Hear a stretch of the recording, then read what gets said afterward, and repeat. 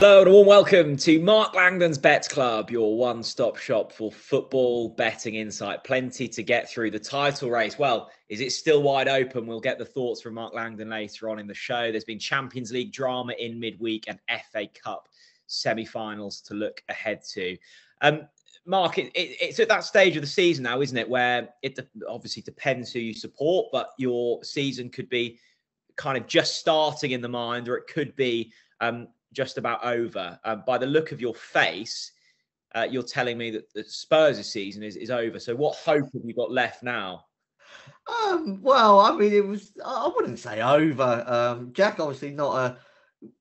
Well, it depends. It depends if you're a bitter Spurs fan who just wants Arsenal to fail or everything. Then maybe it's not been such a bad week. If you're actually somebody that wanted them to play in the Champions League, it would be slightly different, wouldn't it? Because Villa's win at Arsenal and then the subsequent defeats for sort of City and Arsenal in the Champions League means that unlikely to be 5 European places in the Champions League for Premier League teams. But there's a lot to play for, still up and down, and it is. I think we've been saying this the last few weeks, but around about that Grand National, Masters, World Snooker Championship time, the football is like it's unrelenting. And City last night we're thinking about a treble. By sort of Saturday evening, they might only have the Premier League left to play for. So that is how important the games are. We've had some, those that followed the anti-post from the EFL have had a memorable midweek. Stockport and Portsmouth winning League One and League Two on the same night. I think the Portsmouth players absolutely went on a rampage. It looks like as well. They celebrated more than me. Have you heard some of the interviews with like the local radio stations with Pompey just slurring their way through? Yeah, I have. It's just a public notice to say Wigan are about 4-1 to beat them this weekend. I don't know whether they'll all still be hungover, but it's a great time. And those Champions League games in midweek, I mean, how good were they? Really, so much drama around all of them. If we start with the City game, I've given up trying to predict sort of Real Madrid, because it doesn't matter how much they're outplayed, they just seem to find a way to win these games. City didn't do much wrong. 33 shots to 8, 9 on target to 3, 68% possession, and then at the end it's Real Madrid celebrating. And their game against Bayern Munich in the semi-final looks a close one. Two teams where massive European pedigree. I don't think they're it's not the greatest ever additions of Real Madrid or Bayern Munich by a long way, but they're there, aren't they, in the semi-finals again? And then we've got Borussia Dortmund against our boys Paris Saint-Germain in the other semi-final, and two teams from the same group, wide open now.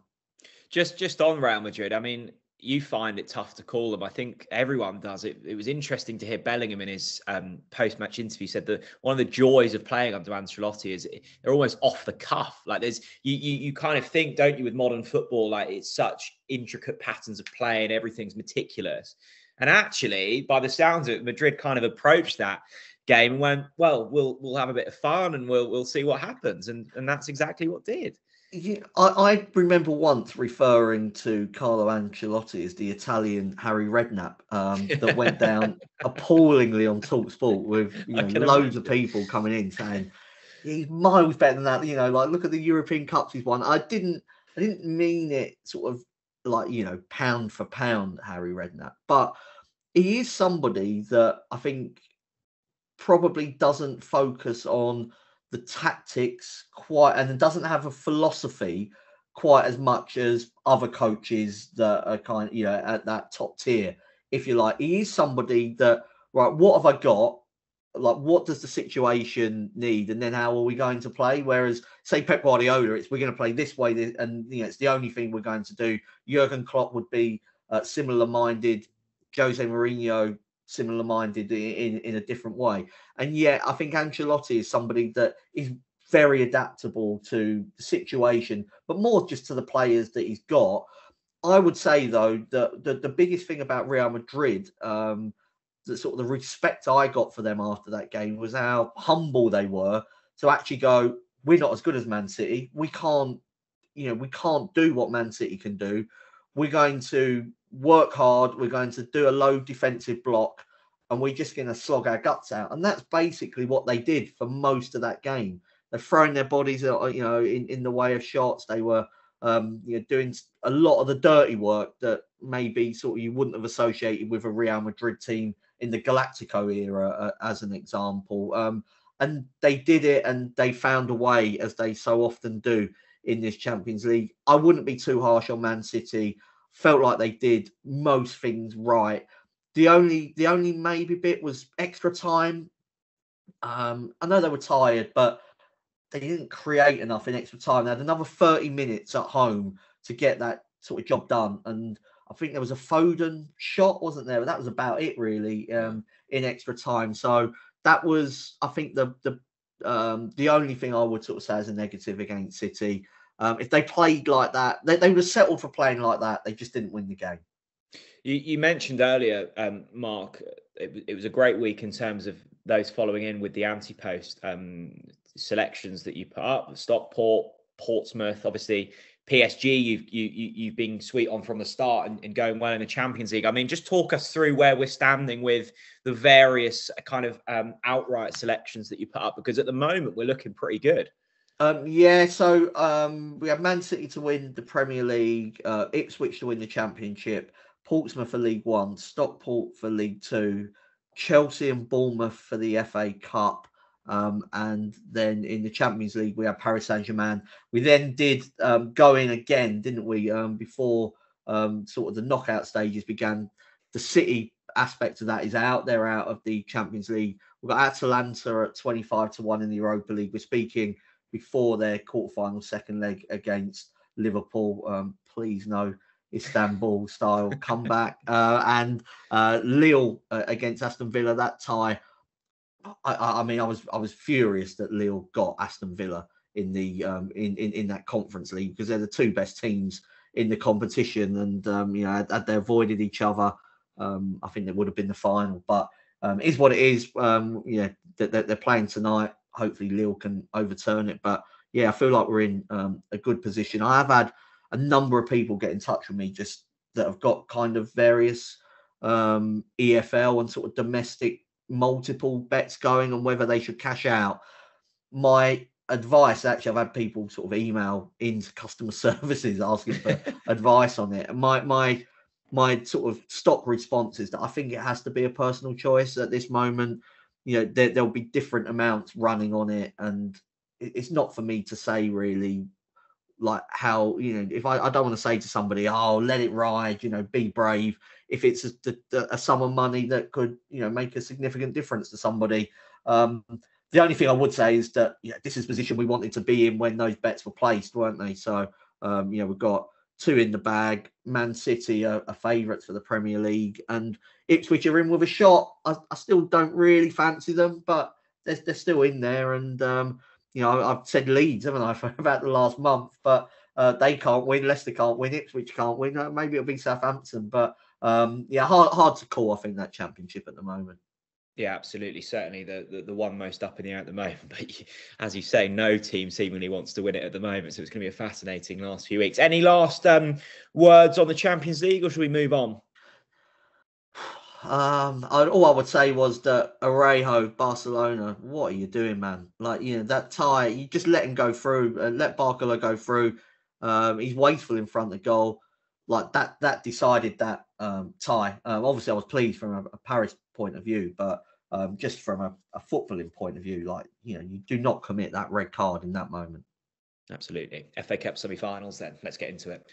Yeah, a couple of corking semi-finals to get stuck into this weekend. We shall start with Manchester City against Chelsea. This one at 5:15 on Saturday. Manchester City 8-13 favourites, 16-5 the draw, 17-4 Chelsea. We have spent the last 12 months, Mark, trying to figure Chelsea out. Are we any closer to understanding what they're about? Not really. They're an inconsistent team. Even within games, they can be, they can have 10, 15, 20, 30 minutes of really good play, then 10 minutes where they throw matches away. I feel like they are getting better. The 6-0 against them. Was it 6-0, 5-0 against Everton? No, Six, I lost count. Yeah, it was 6, wasn't it? You lose count when it's 4-0 at half time, and the game's, was it? Yeah, it was a crazy game. I think that Chelsea are a team that are dangerous in these situations. They are somebody that's capable of beating Manchester City. They've sort of drawn twice with them already this season. They've tended to save some of their better performances for playing the elite teams. They've got a good record against most of the teams up there. Even if you go back to like the Arsenal game when they should have beaten Arsenal, and they were well clear in that game and then chucked it away. Sort of, it was a fluke goal in there, and things went against Chelsea from that moment. And that's the problem, I think, with Chelsea. When things go wrong, they're not able to just sort of dust themselves down. And we spoke earlier on, didn't we, about Real Madrid? Real Madrid are the exact opposite of that. And I think Chelsea of kind of the Terry and Lampard era was capable of that. They would still make mistakes occasionally. They would still fall behind in situations, but they don't then compound that misery by making another mistake and gifting another goal away sort of, straight afterwards. And the amount of times you've seen Chelsea, like somebody will make a mistake and then somebody else will do something stupid, sort of in quick succession. I think a lot of that is down to a lack of experience sort of in the squad as a whole. And even when they're thrashing Everton and what was the best result of the season in many respects, certainly from a widest margin point of view, they still manage to come up with a story that then becomes something else when they're three of them fighting over a penalty. And that was the behaviour of children. And in footballing terms, they are sort of a young sort of children-like side. And so I don't think they can be the finished article at the moment. To beat Manchester City at Wembley in an FA Cup semi-final, you've got to be able to put it in for 90 minutes. And that's the question mark. Can they do that? I guess that if we're talking about stories surrounding Chelsea, the story going into this one is Cole Palmer, isn't it? I mean, he's been absolutely brilliant for Chelsea this season. He's dragged them through so many games, quality with seemingly every part of his game. I mean, can he come back to haunt his old club here? Well, he's got the potential to do it. I think I, like many others, were of the opinion that City were getting the better end of that deal when it was first announced, because you've got, over the last couple of years, the worst buyers in the Premier League, or certainly it's a close contest. Them and Manchester United have been terrible, really, in the transfer market. And Manchester City have tended to get their sales right, and their whole transfer business correct. And yet on this occasion, it feels like Man City have let one go in that respect. And he's somebody that can play out wide. He can play off the centre forward. He could play as the centre forward as well. Such a threat in front of goal. Good at penalties. He wouldn't have done what Bernardo Silva did last night, would he? With his spot kick. He's had a lot of penalties. I mean, he wouldn't have. Let's put it this way: he wouldn't have won the Golden Boot if Nicholas Jackson would have had his way and been on penalties for most of the season. But you still got to tuck them away. I've referenced it before on Bet's Club.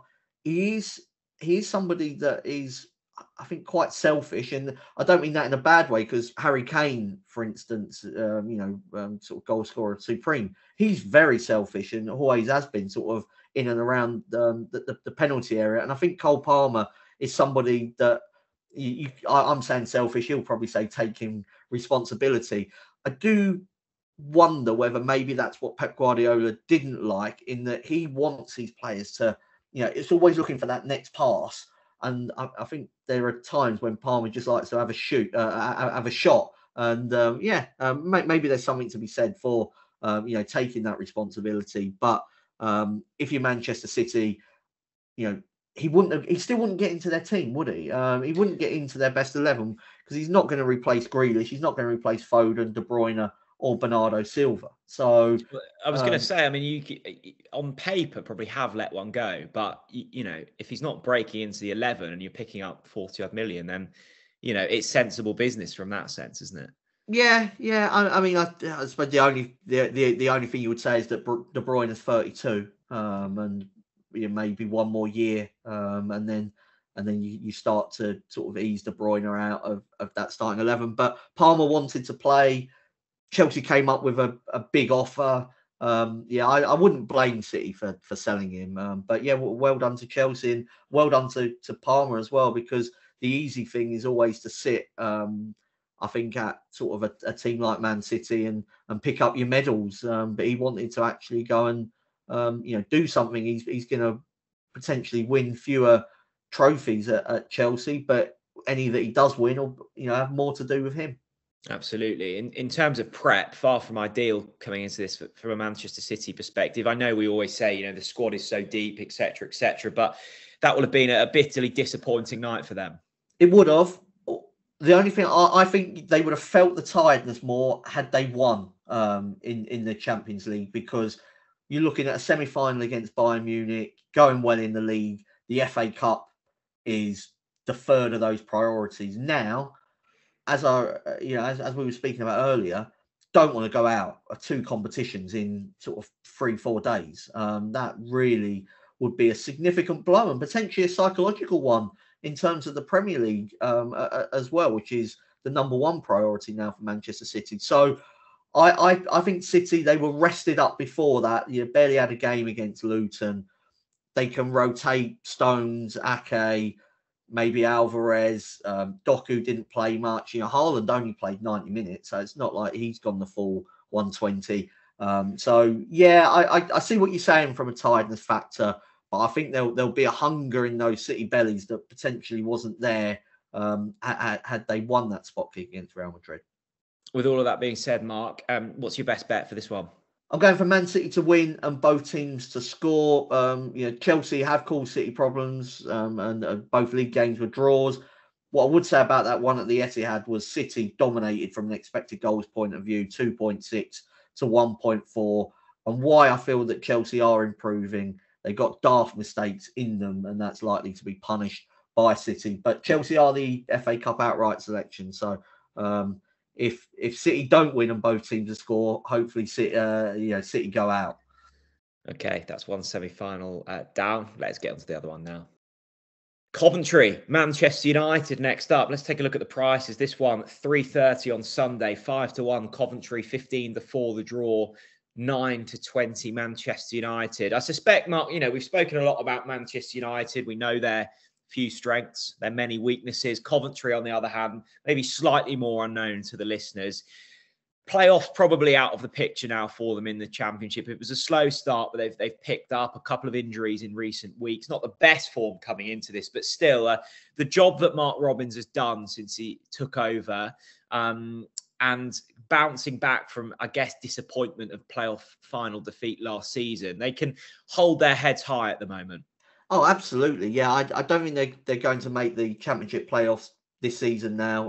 Sort of recent results have gone against them, but I think the foundations are there for them to build on what they've already been doing and to go again next season in terms of a promotion push. Robins taken them from League Two to a penalty kick sort of away from the Premier League. They lost that shootout in the playoff final to Luton. I think that definitely hurt them really in terms of this season, because they made a horrendous start. They only won, I was just having a look at it actually, they only won that November international break. They only won 3 games in the Championship until that point. So definitely playoff hangover. The loss of Gyökeres up front, was key. Was over 50 goal contributions for Sporting in Portugal this season. He'll be, probably moving on in the summer, and he was a sensational player, and is kind of gone on again. But I still think for a Championship team to reach the semi-finals of the FA Cup is an incredible achievement. And I say this through slightly gritted teeth, because Coventry provided me with one of the worst days in my FA Cup memory when they beat Tottenham in the 1987 FA Cup final. I was there as a young lad at Wembley, heartbroken at sort of various aspects of that defeat Gary Mabbutt's own goal, and you know, 1-0 up after about 80 seconds. So assumed it was going to be an easy game. I've always loved about you, Mark, the fact that you don't hold grudges. I think that's a nice part of you. Well, from a betting point of view, you can't because even the teams that cause you the most pain and distress are just Team A and Team B when they've got a betting odd next to them. Manchester United, this feels like a game that they should be winning, right? And the prices dictate that. Coventry, I think they've lost 3 of their last 4. Part of my mind says maybe Cov are just thinking that you know, this is on the horizon, and that, you know, this is where all importance lies now, with playoffs kind of out of the picture, just about. Is it going to be that straightforward? No, I don't think so. No. I definitely don't think so. Like, let's just forget they're called Manchester United. Just look, you know, what are your eyes telling you? I wouldn't even look at the Premier League table.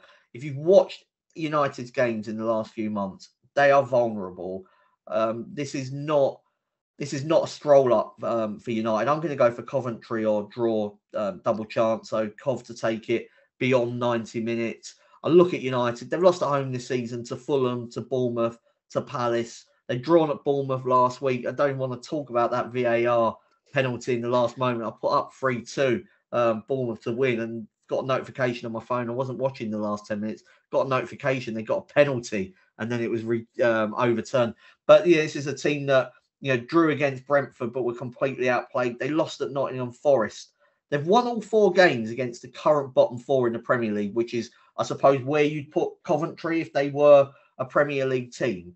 But all of those wins were by 1 goal. So I think if you're taking short prices about Manchester United to win this game, there's going to be a nervous moment or 10, you know, during it. They might just have too much quality in the final third, whether it's a Fernandes or a Rashford, Garnacho, you know, whoever it is. That can happen because they've got Premier League quality, but they're not playing in any way with the right structure to be confident of winning this game. And Coventry, they've taken 4 points off Leeds this season. They've beaten Leicester. They've won at Wolves in the FA Cup. They've drawn against Southampton. You know, we're talking here about the sort of best teams in the Championship, and also, you know, a real good yardstick in terms of Premier League in Wolves, and that they went there and caused them problems. So this is not a gimme for Manchester United. It should be, but it's not. And so I'm going to go for Coventry not to lose in 90 minutes. Really excited about that one. Big day out for Coventry fans. Could be a very exciting day for yourselves. Let's get on to the Premier League games now. Not so many Premier League games to get through this week, but we will give you comprehensive insight into all of them. A couple of Saturday 3 o'clock fixtures. We'll start with Luton against Brentford, 21-10 Luton, 11-4 the draw, 23-20 Brentford. Call us this one, Mark. Brentford to win. I mean, Luton been decimated by injuries, and if you look at Brentford, they're healthier now. Unbeaten in 4 matches, beat Sheffield United, and they had a run of draws, didn't they, against Man United, Brighton, and Aston Villa. Ivan Toney should be back. He missed that game against Sheffield United. He was sort of on the bench just as an insurance policy. And I have started to question whether we are being slightly patronising or too kind towards Luton, because team now, look, from a budgeting point of view, they're obviously, you know, miles off it, and they are doing well to still be in the mix, but they're not picking up many points. So I'm just talking from a betting point of view. Odds against Brentford feels sort of fair enough to me. Well, let's have a quick look at this relegation battle. Obviously, points deductions have thrown it all up in the air, but Luton's still only a point from safety. I mean, can you see them surviving this season? Not with the amount of players they've had out. It just, the teams, if we go back to when they were sort of dominating teams, you go back a couple of months, they were actually playing, I think, well in games, and beat Newcastle, didn't they, and Brighton, and were causing problems. Just had so many injuries. They had no centre back for that game at Man City last week, and bringing on players that you barely knew were still there at the club. So I don't think that they will survive. And what the league table says now, let's remember, it might not look like that come the end of the season, because Forest and Everton might have something to say about those point deductions, and the courts might yet make sort of, some of them points back. So I think it's going to be very difficult for Luton. I see them getting relegated. I know that's not a big shout because most people have said that all season. I've been relatively positive about them, but that sort of spell either side of Christmas, I just don't see that Luton anymore at the moment. I think it's a team, they've had a lot of hard games, but it just looks like a team that's in desperate need of getting their players back. It always feels, doesn't it, as well? I mean, these sides with lower budgets, lower wage bills, etc. It often comes down to squad depth. You lose a couple of your key players, and those teams in that next bracket have another to kind of fit in. Maybe not to the same level, but at least something that will keep you going for a month if it's a hamstring injury. If you're down the bottom there, it's really tough to have a like-for-like replacement. So, yeah, struggles for Luton. Let's take a look at Sheffield United against Burnley then. 7-4, Sheffield United, 13-5, the draw, 29-20, the away team. Two sides that are probably looking forward to the end of this campaign. I'm probably looking forward to playing each other as well because it gives them an opportunity to win. I'm going to go for Burnley, draw, no bet. I actually feel like they're, we're talking about Luton's standard dropping off. I feel like Burnley might be playing some of their best football of the season at the moment. And it's just been stupid mistakes that have been costing them wins. But in the last 7 games in the Premier League, they've actually won, in inverted commas. They've won 4 of them on expected goals. And the 3 that they didn't, one was against West Ham when they were leading early 2-0. So like game state was involved. Another was at Chelsea when they were down to 10 men for a large sort of spell of that game. And the third one that they failed to win on XG was Everton. But they only conceded 0.9 expected goals against in that game. So I'm sort of more positive about Burnley than I am Sheffield United. So I'll take Burnley with the insurance of draw no bet because, like I say, there've been just too many errors have been costing them wins in recent weeks. You see the Craig Bellamy stuff afterwards where he was talking about rainbows and unicorns. It was quite interesting because he was talking about them as if they were both mythical characters or sort of mythical items. And of course, rainbows, last time I checked, were actually real. But there we go. We still love Craig Bellamy. Well, I do anyway. 7:30 on Saturday, Wolves against Arsenal. Wolves 15-2, 4-1 the draw, 4-11 Arsenal. I suspect, Mark, if you're an Arsenal fan and you turn the calendar into April, you have sort of cold sweats, don't you? It's been a nightmarish April this year. It was the same last year. It just seems they get to this stage in the season and everything crumbles. Yeah, some people suggesting that Arteta works the team too hard and then they just run out of gas. I tend to think we look at football results and then like what story can we put on it rather than the other way around. So I'm not going to say that it's an April thing for Arsenal. We glossed over their defeat in the Champions League, so it's probably worth just spending a minute on that. Very disappointing for them to go out to Bayern Munich in the way that they did. I was watching the Man City game, so it's only really picked up the highlights. But if you just look at the stats, there weren't that many chances created by Arsenal. It wasn't that they gave up a load of opportunities either. But I'd say most neutral observers seem to think that the right team went through over the 2 legs. And that will be a disappointment because I don't think you can say that Bayern Munich are a better team than Arsenal. They're going for a lot in the Bundesliga this season. They have got that European pedigree. And that's something that Arsenal are still building up. But Arsenal's players are used to playing in big games. The Premier League, every week's a big game. So I don't see that necessarily as an issue. They're a team that went away to City and Liverpool and got draws this season. So I don't see why they would suddenly crumble at the thought of the Champions League anthem being played, but didn't put their best foot forward over the course of the 180 minutes. You could say as well, actually, against Porto, more of a struggle than it should have been. So work to be done on the European front, but as a general rule, I see Arteta getting the maximum out of this Arsenal team. I'm not sure what sort of people expect from Arsenal. I mean, I'm looking at the league table. They've got 71 points after 32 games, on course for somewhere in the 80s. I mean, I just think that's what Arsenal are. Like this idea that they, should be winning the league. I just don't get it, and they might still. I think that people overestimate how many sort of times teams win at this stage of the season. Man City are 5-2 to win their last 6 games of the season, and 2-7 not to. And I reckon if you asked sort of the normal football fan in the street, will City win every game from here until the end of the season?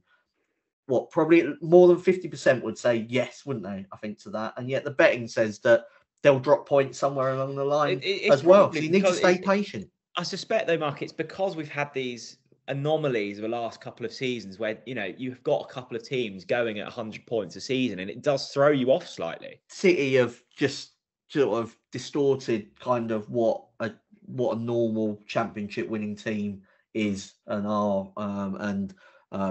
That's the problem with fighting against the City machine. And what I would say about Arsenal is that I'm not sure they're going to win all of their last 6 games either. Do they win this one? Well, from a betting point of view, I'm going to say no. I'm going to go for Wolves or draw, double chance. It's been such a busy month for Arsenal, been on the go, it's been relentless for them, hasn't it, with the big games that they've had. The disappointment of what happened against Aston Villa on Sunday, where by the end of the game, Villa deserved to win, in my opinion. And then, going out of the Champions League as well to Bayern Munich. Arteta's got huge job on his hands, sort of lifting spirits. And Wolves, yes, it's not a full-strength Wolves outfit, but we've seen Wolves cause problems for a lot of teams this season, particularly at Molineux. They've beaten Man City, they've beaten Tottenham, they've held Newcastle and Aston Villa. There's only 2 late goals from Liverpool as well that sort of saw the Reds win that game. So this is by no means an easy 3 points for Arsenal. They would gladly take like a 1-0 if they could get out of Molineux with a 1-0 win. And I just think if you're backing a team at like 4-11, I think you want more in your favour than what you currently got with Arsenal. Absolutely. Yeah, well put. Let's move on to Sunday's fixtures. At 1:30 sees Everton hosting Nottingham Forest. Even money Everton, 5-2 the draw, 11-4 Forest. Goodness me, being an Everton fan, Mark, must be seriously stressful, mustn't it?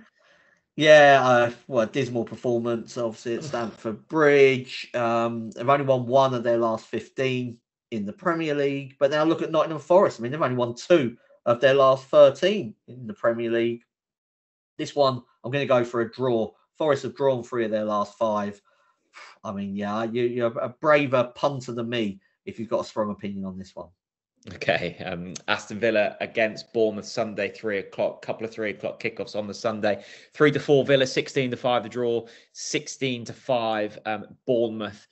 Villa at home, scary prospect. Well, it used to be. More recently, that they have dropped points at home.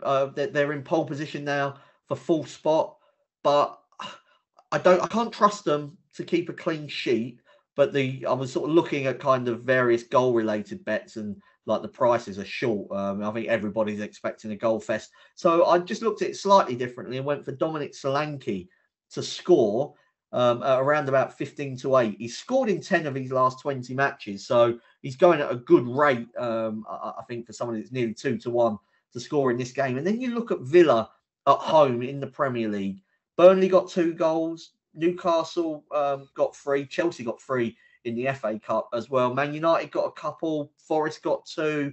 Tottenham got 4. Brentford got 3. So they do give you an opportunity. And Solanke has really grown into the season. I'm not saying Villa will lose or drop points. I'm sort of on the fence on that one. But I can see both teams scoring. That's a short price. I'm trying to get more juice in it. So we're going for Solanke to score.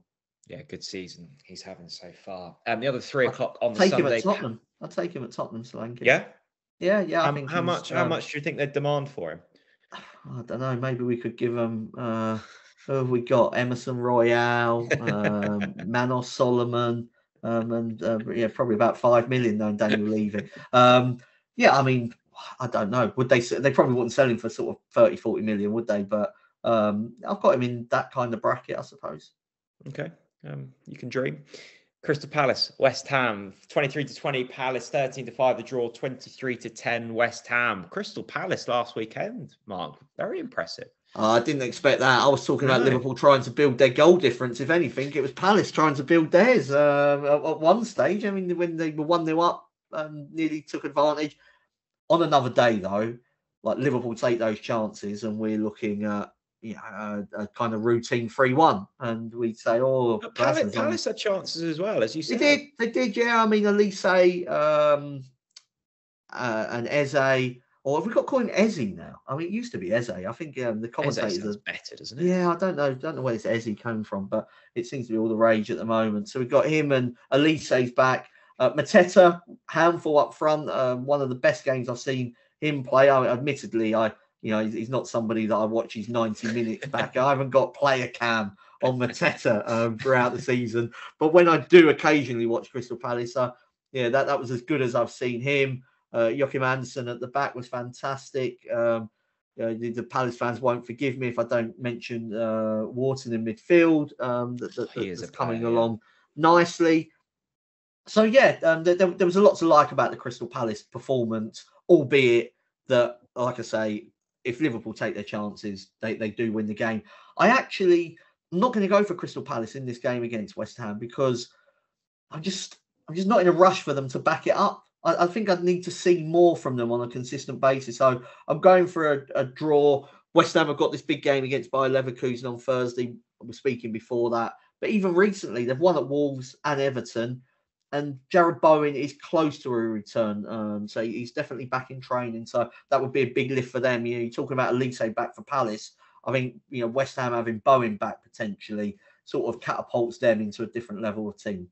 Yeah, absolutely. Sunday, 4:30, the final game we'll be previewing the Premier League this week. Fulham hosting Liverpool, 19-4 Fulham, 15-4 the draw, 1-2 Liverpool. It's not been a great week for English sides in Europe, Mark. I mean, this time last week, or a bit before this time last week, you were getting so much on the line for all of these sides, and it's all gone up in flames in the last week. This could age badly. Liverpool it could, but in terms of Premier League, in one sense, far from the ideal start in their first leg for Liverpool. Yeah, no, you're right. You're right. I said that in jest. The Premier League was the big one though for Liverpool, and so it sort of it started with that Manchester United where they just should have won, and then it starts so badly against Crystal Palace in the next Premier League game. We sort of gloss over what happened against Atalanta, but that wasn't good either. But I just get the sense when I watch, they're just wasteful. They are. Yeah, they are. I mean, Nunez has always sort of had that in his locker to be wasteful. Salah in the locker, yeah. Yeah, Salah. I mean, again, he's somebody that will miss chances. The amount that he creates normally for himself, but he hasn't been at the exceptional Mo Salah standard, has he? I don't think, probably since AFCON and he got injured. And there were times at his best when he just wins games on his own, and that's just not been happening for him. Jota's been injured. I think Luis Diaz has had to shoulder a lot of the responsibility in recent months. Some of their senior players could be that they're on empty now because they were, when they had the injury crisis, there were 4 or 5 of those players that were being rolled out, weren't they, every week? And they were like someone like Diaz was carrying the forward line for a while. So maybe that's played a part. I've been disappointed with the recent results because, and not just because I'm on Liverpool in the without City betting, and they've had their chances to maybe even go on and win the league. Just think that Palace performance, you're absolutely right, just wasn't good enough. I don't think, even allowing for those wastefulness in front of goal, the collective wasn't there, and Palace did have chances. There was the one cleared off the line. There was that brilliant Alisson save late on. When Liverpool are at the best, those things just don't happen. So Liverpool are not peak of their powers at the moment. Fulham, I've absolutely no idea what Fulham is going to show up. Sometimes they're good, sometimes they're bad. I'm going to go for Liverpool to win 2-1. I don't fancy the Merseysiders for a clean sheet. 3 of their 4 away clean sheets have come at Forest, Burnley and Sheffield United. Fulham are better than those sides. I think they can score. But assuming that somebody in the Liverpool team takes responsibility for scoring goals, they should have enough to win the game. Okay, that's your Premier League card marked. We shall trot into the EFL now with Dan Charles. If you want some free football bets this season, we've got you covered. Simply head to racingpost.com/free bets, and there you'll find over £200 worth of them for you to use this season. That's racingpost.com/free bets. Always a pleasure to be joined by Dan Childs. For those that are watching the video, Dan has got, I assume, is that Portsmouth blue, Dan, in celebration of their Victoria League One campaign? Blue, yeah, just to celebrate them winning promotion. Really good achievement for them, this season. Last season, League One was really tough, to get out of. A lot of big teams in there this season as well, the likes of Bolton and Derby, and to do it, with 2 games to go is no mean feat, really. They've been a very well organised team. John Mousinho, pretty much a rookie manager when he went in there. Wasn't everybody's first choice. I think Portsmouth fans would have to admit when he took the job, but very quickly got them going towards the end of last season. They finished last season quite positively and have been started this season strong and have kept up the pace. Had a few wobbles around the sort of Christmas period and turn of the year, but no, they've been grinding out the results and did it again in that massive result that they got at Bolton, the second from last game before winning promotion, and then got over the line obviously with a 3-2 win over Barnsley. So really grinding the results out. Some teams have maybe been better footballing teams than them, but they've been the most focused, organised team. I just hope for our sake that they don't keep hold of Abu Kamara. He's been absolutely sensational there this season. I suspect plenty of bookmakers, Dan, are slightly wary. Portsmouth were fancied pre-season, have won League One. Stockport County fancied pre-season, have won League Two. Ipswich Town fancied pre-season at a big price, closing in on promotion in the Championship. So all of these anti-post selections bubbling really nicely at the moment. Yeah, I think Stockport were among the favourites for that level. Obviously, Wrexham were right up there as well. Big budget in that division. But again, a tricky league to win. Mansfield, been strong again this season and have also, gone up automatically. But no, really good. Stockport again, they've been pace setting for most of the season. Had a little wobble again, sort of, around about sort of late winter time. But they've really, kicked on recently. Big string of wins and deservedly got over the line. We shall stay in the division that Stockport County compete in, because the team of the focus this week, Doncaster, it's been an interesting campaign for themselves. Yeah, I remember talking to you, Jack. It must have been back in early autumn. I'd just come back from, I think I've been on holiday in August, and I watched, you were laughing at me because I watched their game at home to Everton in the early rounds of the EFL Cup, and I was talking about how well I thought they'd played against a strong Everton team, and I couldn't believe that they'd started so badly in League Two. Well, they actually carried on with quite bad results for a while in League Two, and they've been, I think they were 22nd at the end of February, 20th at the end of March, and sorry, the start of March, and they've ended up 8-match winning run, and they've suddenly it's actually in their hands now to finish in the playoffs. They're 9th at the moment, but they've got a game in the hand on most of the other teams. If they get 3 more wins, they're going to finish in the playoffs.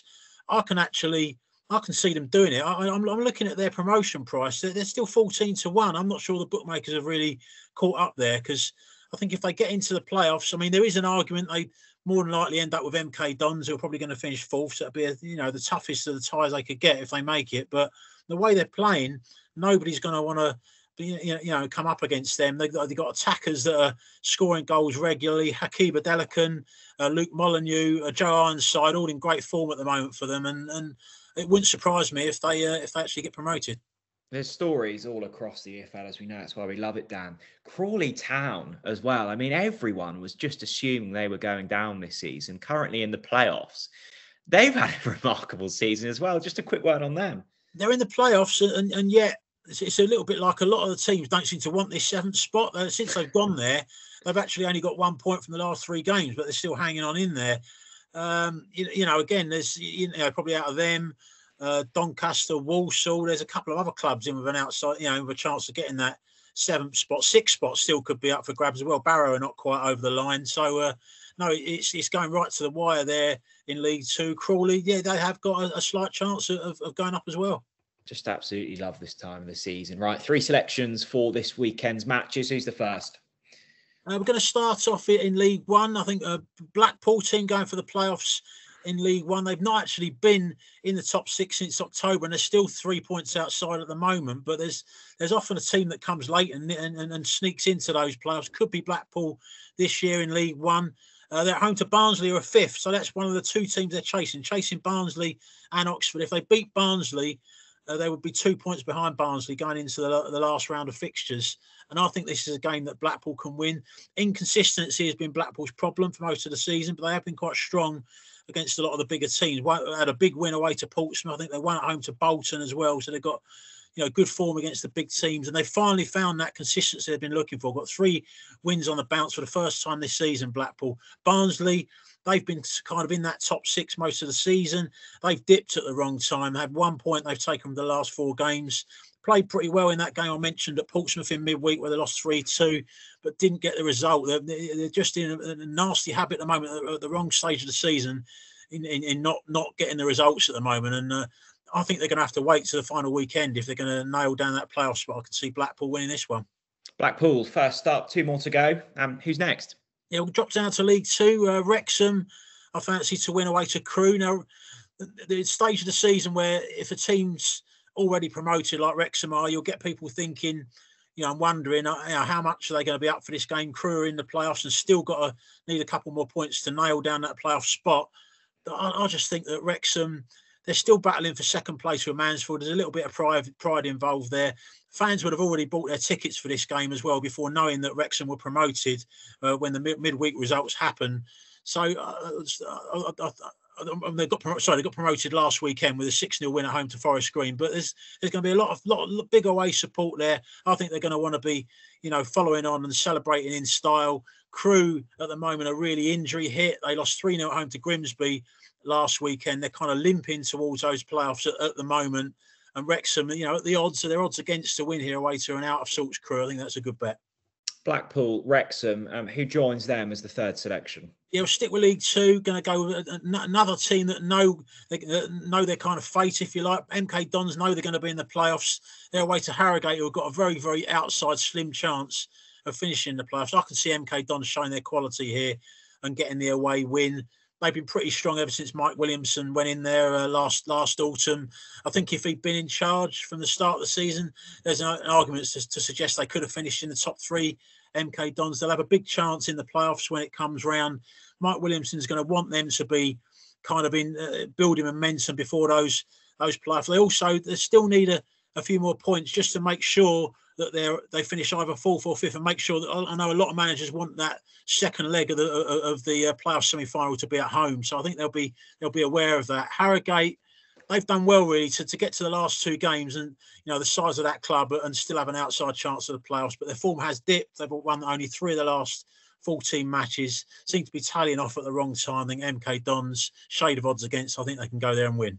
Great stuff. So much going on in the EFL at the moment. We'll be staying across it, not only on here, but also on the Racing Post Sport website. Blackpool, Wrexham and MK Dons, the selections for this weekend. Dan, thanks very much. You're welcome, Jack. Big thanks to Dan. As always, we shall get some of Mark's best bets for this weekend. We always like to start with a bet builder. Are we going to the FA Cup semi-finals for this one? I felt obliged to do so. City against Chelsea, over 2.5 goals. I don't think that Chelsea can play this any other way, really. They're much better going forward than they are defensively. I'm going for over 1.5 Cole Palmer shots on target. He's had 20 shots on target in his last 8 games. He will be desperate to get one over City. I've absolutely no doubt about that. And as we've spoken about a couple of times already, he's takes responsibility / selfish and will have shots at goal. And then to round it all off for around about 16-1 shot, I'm going for Caicedo to be carded. He's been carded in both of the league games against Man City. City, a lot of trickery in and around the sort of penalty box, and Caicedo is aggressive / dirty. Good way of putting it. A treble for this weekend. Right, so this needs to be put on by Friday evening. Going for Oxford to beat Stevenage. Steve Evans left Stevenage the other day. The mighty Steve Evans, back to Rotherham.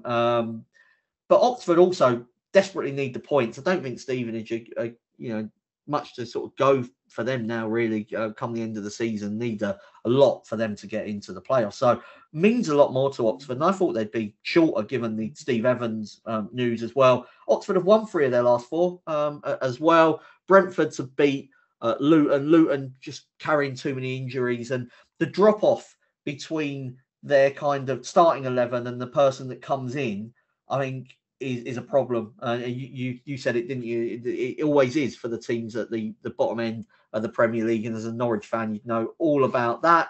And then finally, Real Madrid were out on their feet on Wednesday. They put so much into that game against Manchester City. There were players coming off with cramp and other kinds of injuries.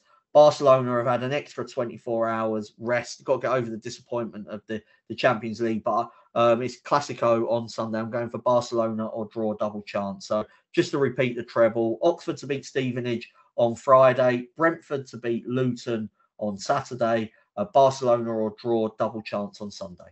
Brilliant. And in terms of a nap, who is it?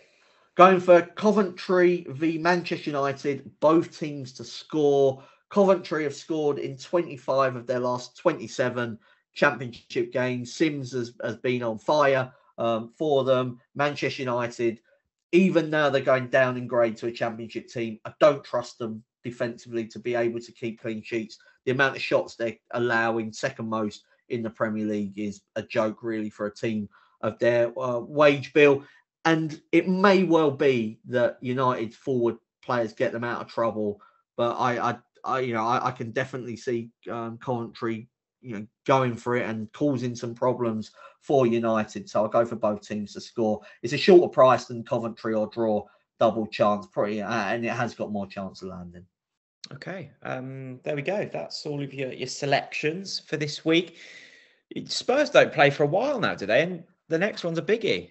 Oh God, yeah, already hiding behind the sofa at the prospect of tackling Arsenal. The good news is because Arsenal, well, there's lots of good news. Arsenal are out of the Champions League. That's good news. But that means the game is being played on Sunday. And I normally say, I hate Sunday games. I couldn't make the Saturday match. So if it was good. Be rescheduled to the Saturday, I couldn't have made it the Sunday. Yeah, so 2 weeks prep for that. And this week, absolutely nothing on. I mean that sort of in terms of sort of going out rather than from a clothes point of view. I will have clothes on, but I won't be going out. It's going to be a real quiet weekend in front of the TV. Can't wait. Well, you never know on the clothes front. If it's a scorcher down in your neck of the woods. It's definitely not a scorcher. It's absolutely free. I was heating them back on last night. Goodness me, where's that come? So I need a few of these bets to come in. Those heating bills. I was going to say, heating's not been on in this house since the 1st of April and won't be going back on even if we freeze. There we go. Thanks to you, Mark. Thanks to Dan. As always, we'll be back next Thursday for another episode of Bets Club. Until then, stay safe, be responsible with your gambling. We'll see you all very soon. Bye-bye.